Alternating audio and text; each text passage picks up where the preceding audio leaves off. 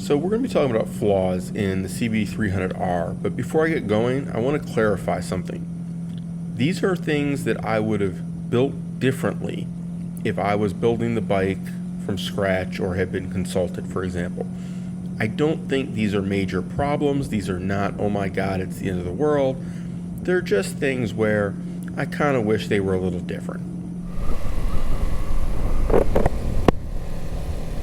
We are talking about little things related to living with this bike. We talked about performance the other day. Today we're talking about just general nitpicks, things to think about as a daily driver where you're doing maintenance on a regular basis, not an occasional basis. Things like, hey, how annoying is it to clean the chain? And I gotta say, cleaning the chain of this bike is actually annoying. It's not the chain's fault.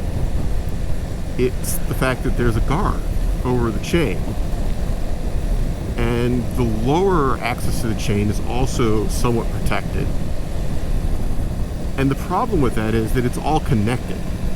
Like it's a giant piece. So you can't just easily remove that and clean the chain. On the other hand, it's actually really good at protecting you from crud getting thrown up from your chain.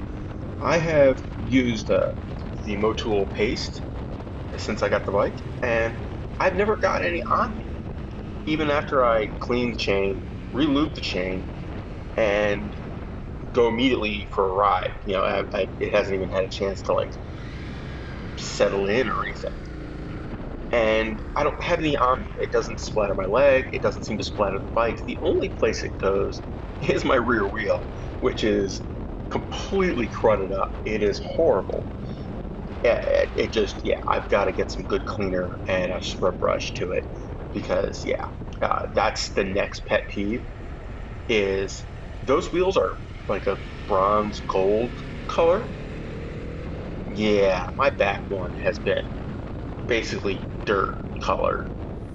So the next thing is the brakes, and they work, but here, let me give you an example. I'm going to do a stoppy when I get to the stop sign outside of my complex here, or at least I'm going to try to do a stoppy, because it just doesn't quite do it. I haven't even managed to lock up the ABS by intent unless there was a traction limiting situation.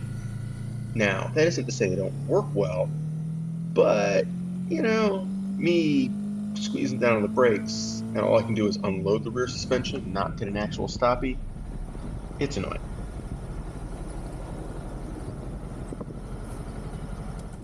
Then we get to my next one, mirrors.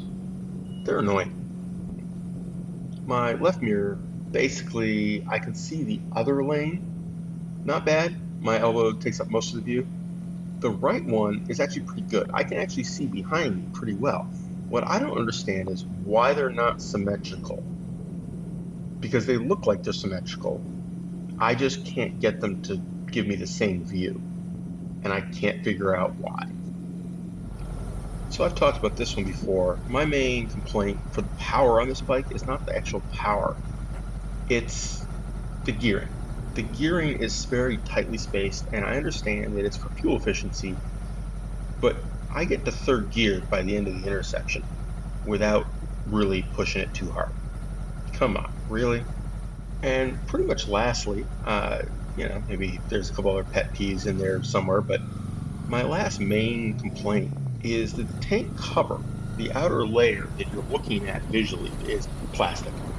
It doesn't even have a metal underframe or reinforcement or anything like that. It was just a couple attachment points, which means that you can't put a magnetic tank bag in without you gluing something to your external tank cover somehow. Now, I haven't taken it off. I don't know if there's enough room underneath to fit things underneath inside there, but otherwise, it's really kind of annoying to not be able to do a magnetic tank bag just because they wanted to do a plastic cover.